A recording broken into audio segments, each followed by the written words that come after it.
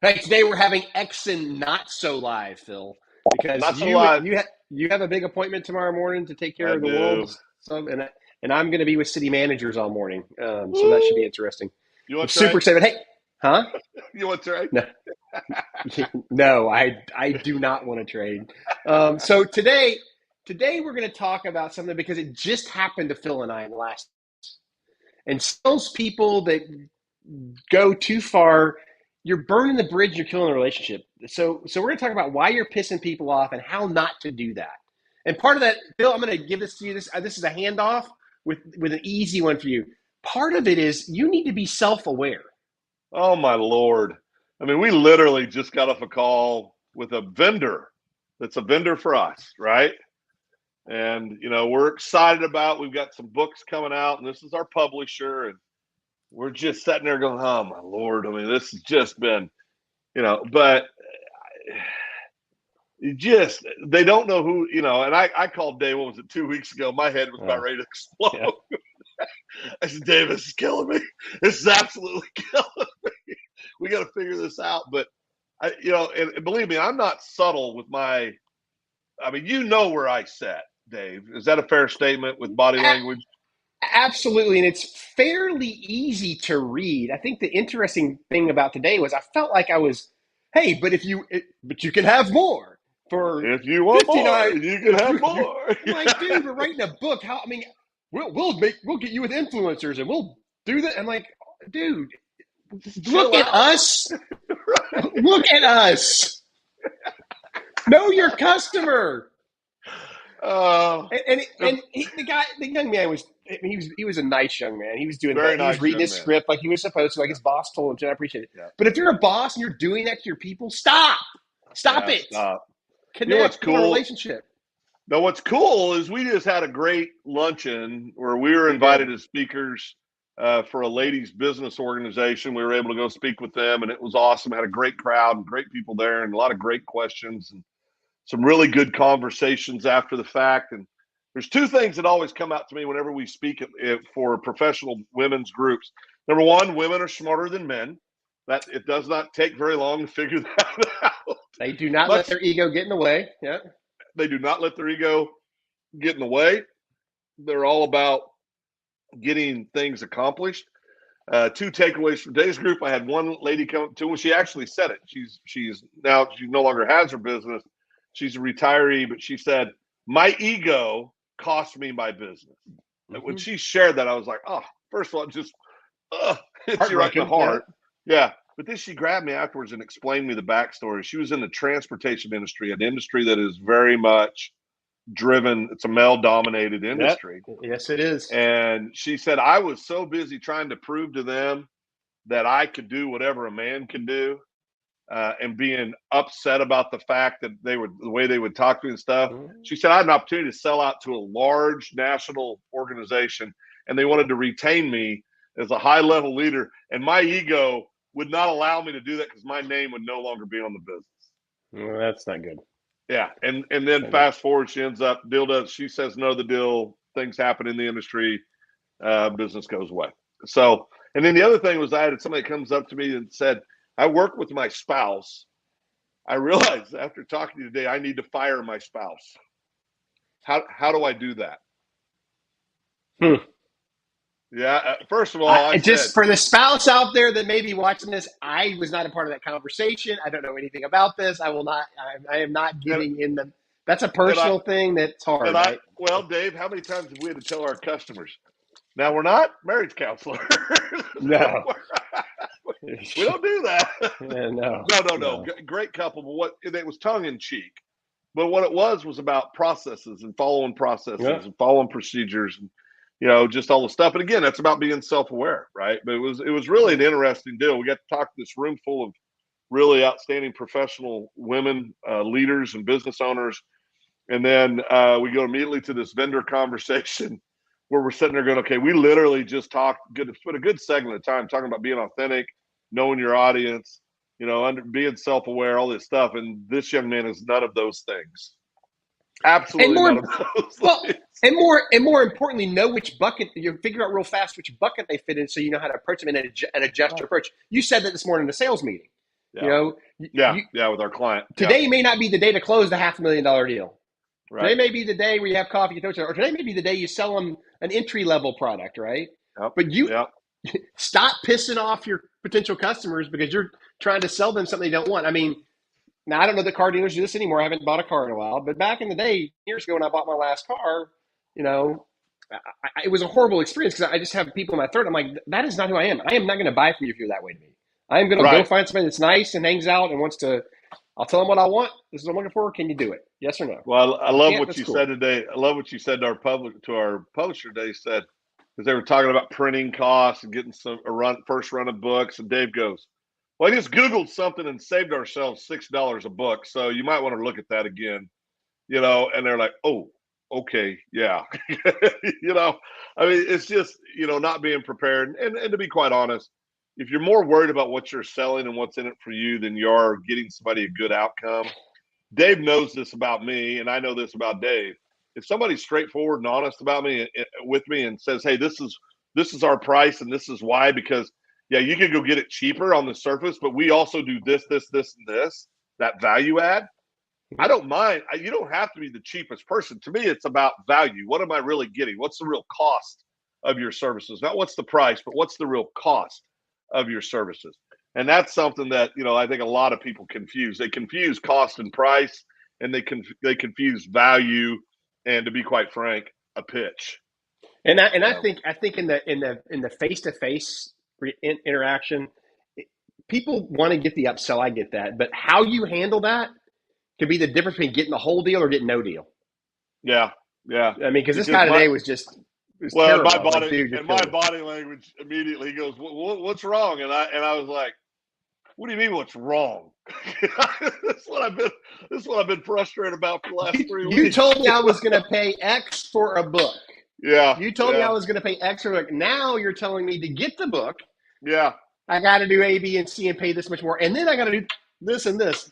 Look, this is how you're pissing your customer off. If you're doing that yeah, with your product, yeah. be open and honest in your pricing. Be fair and reasonable. Be Up front. self aware. When you see things going south, start backpedaling. Yeah, You exactly. know, and if they're Be, not the top being of you, that's okay. being self aware is a big deal. We had a meeting with a client this morning, and we're working on a market survey and do different things and creating some pretty cool tools for the sales team. And yeah, I was thinking about it as I was emailing, doing those attachments, Dave. I think you probably got. I'm Yeah, pretty sure I got copied them. on the email sending those off. But I'm sitting there going, this is so simple to do. I mean, to create this. I mean, it really is. It But just takes a little bit of time. It's not hard. Yeah. but the magic's in the execution, right? The magic's in what do you do with it once you have it? How do you go about executing your business development strategy on a daily basis? What does that look like? And the truth is, in today's world, and really it's been this way for years, it's got to be multifaceted. It can't just be one way of approaching Nope. selling. We get asked all the time, does cold calling still work? Well, we're of the belief that there's absolutely nothing wrong with still doing cold calling to some degree. But I also think you got to be very strategic in how you do that because, I am of the belief, Dave is of the belief that if all you're doing is cold calling, come on now, it's not 1989 anymore. Let's move on. Let's get a little farther Well, down and the road. I would say cold calling is a little more advanced today, and this is how do you stop pissing off your customers, right? Cold calling Right. is more advanced, and you've done this, right? Yeah. Old Phil, the old dog, has got a new trick he's using. He's using the system in LinkedIn, Yeah. building connections and relationships, not selling them right the first time he talks to him. He's like, hey, let's talk about entrepreneurship and what you're doing. If we have any shared interests, and is there a way to connect? That's a lot different than the old cold call thing that you used to do, right? Oh, And 100%. and that is so much more effective because now Yeah. you're while you are cold calling because you don't know the person, you're taking that first call as an introductory get to know you call and not it's no pressure, right? Well, Like a date. every day I get up and I look at, I get messages from different people, from those efforts. And I just got one that was very interesting. I'll share it to you. It was very interesting.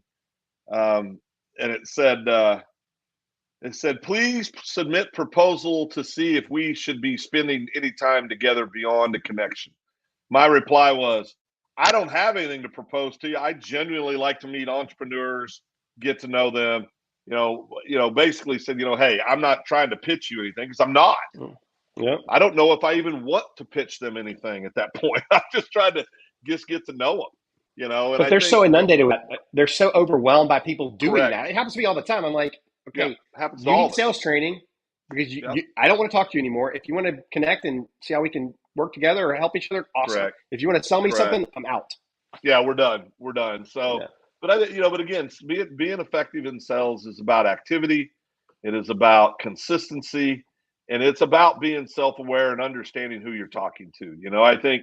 I think too many salespeople are so worried they're going to hear no when they should be thrilled if they hear no, because as goofy as that sounds, because now you can go to the next person, go to the next opportunity. Sales is about, you have so many hours in a day talking to the right people at the right time consistently.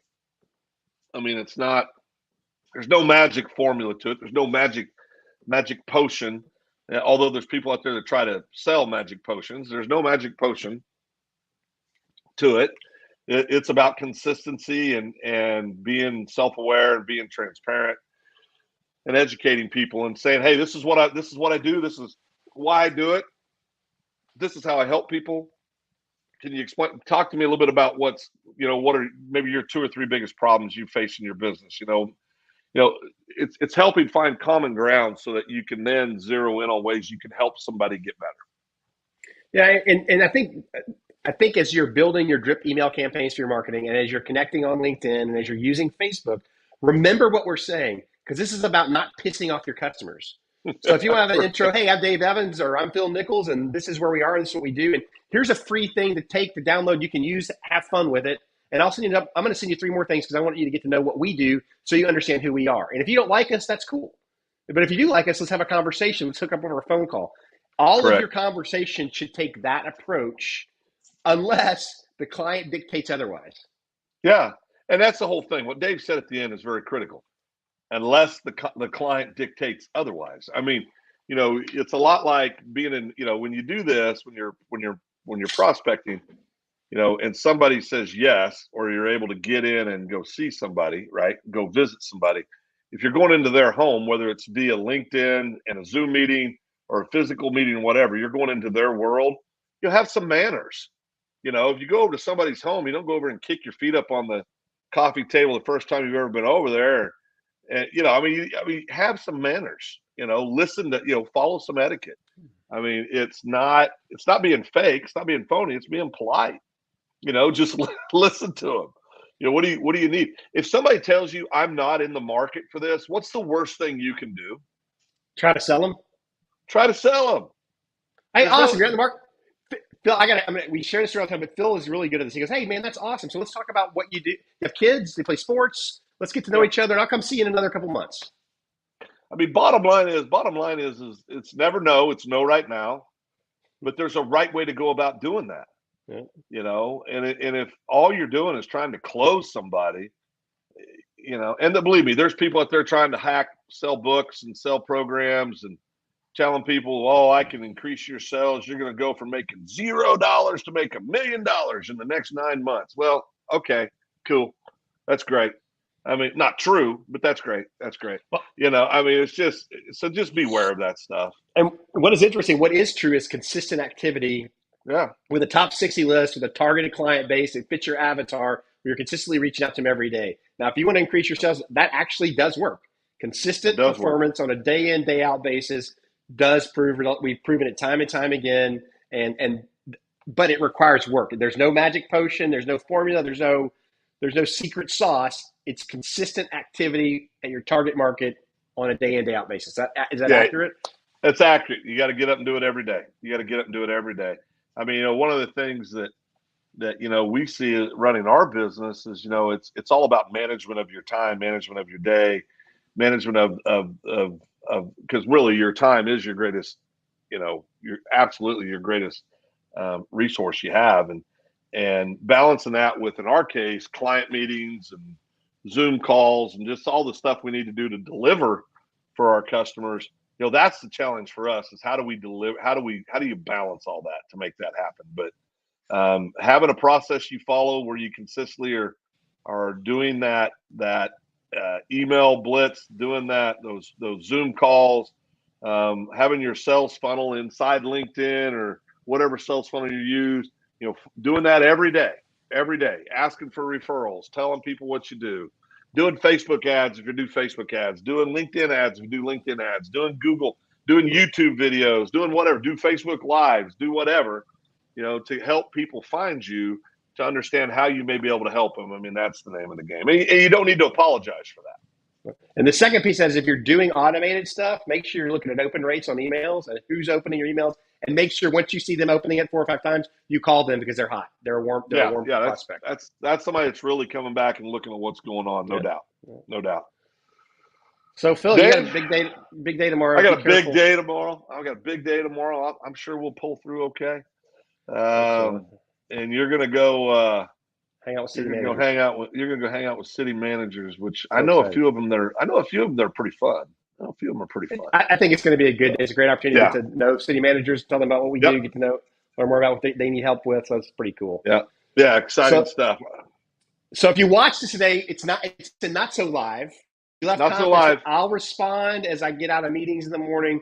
But you guys have a great weekend. We will see you next week. And we pushed our 5 Ps to the following week. So next week we will start the 5 P process and teach you guys and give you guys some great tools to go run your business. With that, Dave and Phil, we are out of here.